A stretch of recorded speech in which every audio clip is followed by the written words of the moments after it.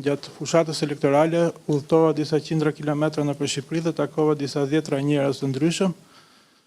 Emëruesi për bashkët e të gjithë këtyre njerëzve që takova ishte frika. Njerëzit kanë frikë të shprehen në publik, kanë frikë të flasin me gazetarët, kanë frikë se humbasin një vend pune, kanë frikë se familjarët e tyre humbasin një vend pune, kanë frikë se kushërinjtë e tyre të largët ose të afërt humbasin një vend pune në administratën publike, ose që titujt e tyre të pronësisë mbi ndërtesa me leje ose pa leje nuk njihen nga autoritetet dhe konsiderohen zero.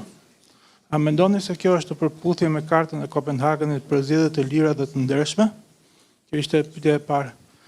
Dhe pyetja e dytë ka lidhje me faktin që policia e shtetit deri më sot ka dështuar të identifikojë qoftë edhe një rast të vetëm të abuzimit me burimet shtetërore ose të blerjes së votave nga ana e partisë në pushtet, por ka qenë shumë e zellshme të identifikojë disa raste nga ana e opozitës, nga ana e Partisë Social-Demokrate, e cila është situohet në një farë konflikti me maxhorancën. Mendoni se kjo është një tregues që policia e shtetit ka humbur funksionin e saj si një forcë jo partijake dhe jo e politizuar? Faleminderit. Nëse lexoni raportin, ju do të shikoni se po, në fakt ne i kemi përmendur, kemi shkruar për këtë presion, sidomos për presionin ndaj njerëzve në administratën publike. Pra, është diçka që e kemi adresuar në raportin ton.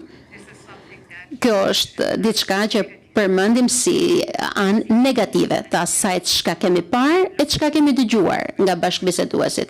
Është shumë e rëndësishme, besoj, që ta theksojmë këtë. Pra, kjo është diçka që e kemi dëgjuar edhe nga vëzhguesit tanë afatgjatë. Pra, mendoj që po, kjo është një pikë shumë e rëndësishme.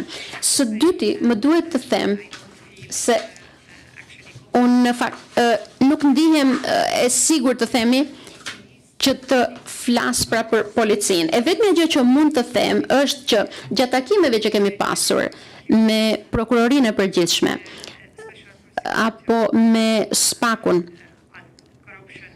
pra Prokurinë e posaçme, pra kundër korrupsionit dhe krimit të organizuar, ata kanë përmendur disa herë, kanë përmendur disa raste që u janë referuar atyre pra nga policia.